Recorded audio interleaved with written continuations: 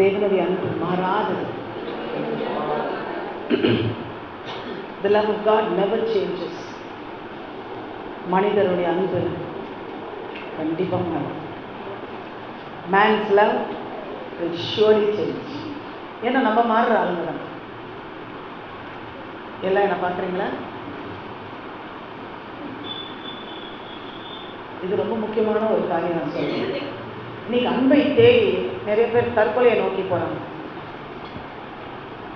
அன்பை தேடி காணாம போறாங்க.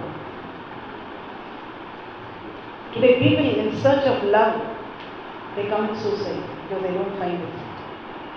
In search of love, they get lost in life. அவங்களுடைய தரிசனம் போதும் எல்லாம் ஒரு ஆஸ்பத்திரி மட்டும் எல்லா விதமான நோயாளிகள் இருப்பாங்க.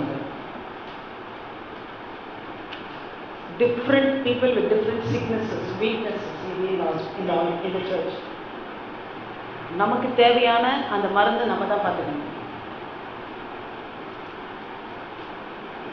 அந்த லவ் என்ற வார்த்தைக்கு அர்த்தம் இல்லாமல் போயிடுச்சு.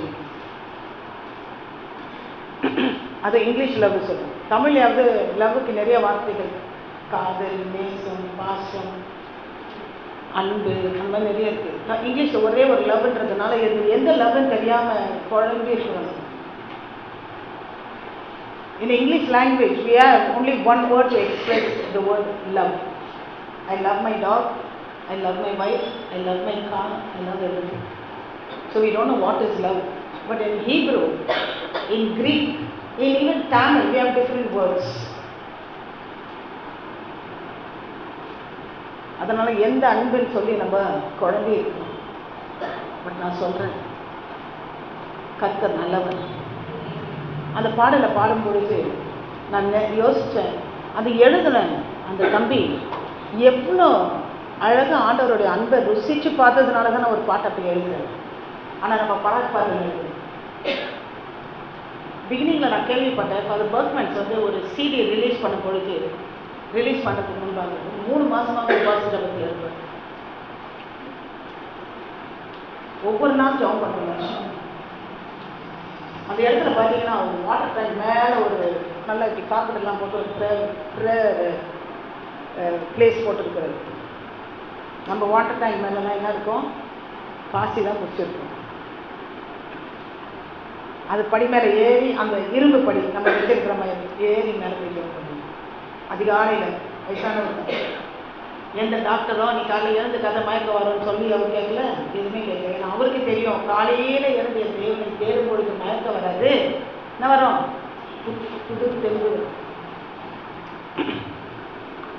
புத்துணர்ச்சி வரும். அதனால தான் அந்த பாடலுக்கு பின்னால் அவ்வளோ ஒரு சக்ஸஸ். நான் சொல்கிற பிள்ளைகள், தேவனை தேடு, பைபிளை தேடு. தேவனை எங்கே தேட முடியும்? பைபிளில் தான் தேட முடியும். பைபிளை படி, அதிகமாக படிக்கணும். ஜோம் பண்ணி உட்காந்து கொஞ்சம் நேரம் பத்திருக்கிறோம், அங்கேயும் ஓடுறோம், ஃபோன் எடுக்கிறோம், பார்க்குறோம், மெசேஜ் வந்துச்சோம், எல்லாம் வச்சுட்டு learn to train your mind. Learn to train your mind to sit quietly and read the word. The word is is food for our inner man. வெளியில் இருக்கிறவங்களுக்கு நம்ம கொடுத்துக்கிட்டே இருக்கிறோம், ருசியாக இருக்கணும், மேட்சாக இருக்கணும் சாப்பாடு. ஆனால் உள்ளான மனிதன் ஒருவேளை ஒரு டெலிஸ்கோப்போ ஏதோ ஒரு ஸ்கோப் வச்சு நீங்கள் பார்க்குற மாதிரி இருந்தால் தெரியும் உங்கள் உள்ளான மனிதன் என்ன. உங்களுக்கு நான் சொல்கிறேன், பைபிளை படி. நிறைய வாலிப பிள்ளைகள் பைபிள்னா என்னன்னே தெரிய மாட்டேங்குது. அது என்னுடைய உள்ளத்தில் வாஞ்ச. You don't care about your Bible. எத்தனை பேருக்கு பைபிள் சொந்தமாக உங்களுக்குன்னு ஒரு பைபிள் இருக்குது சொல்லுங்கள்? How many of you own your own Bible? ஏதோ ஒரு பைபிள் வீட்டில் இருக்குது, எத்தனை வருது அதை நான் சொல்ல, உனக்குன்னு ஒரு பைபிள். என் பைபிள் நான் சொல்லலைன்னா எனக்கு வசனமே வர மாட்டேங்குது. அந்த பைபிளை படித்தா தான் எனக்கு வரும். அப்படி கேட்குறேன். I love my Bible. அந்த மாதிரி you have your own Bible that you can say this is my own. When I touch it only that feel comes. இன்னைக்கு அது முடிவு பண்ணிடுது. ஓகே, வாக்கு தத்தத்தை அறிஞ்சு போவாத, நீ பைபிளை தேடி போ. God will bless you. You spending your silent time reading your word and sitting and praying, that is the best thing you can do for yourself. அதுதான் உனக்கு நீ செய்கிற நல்லது.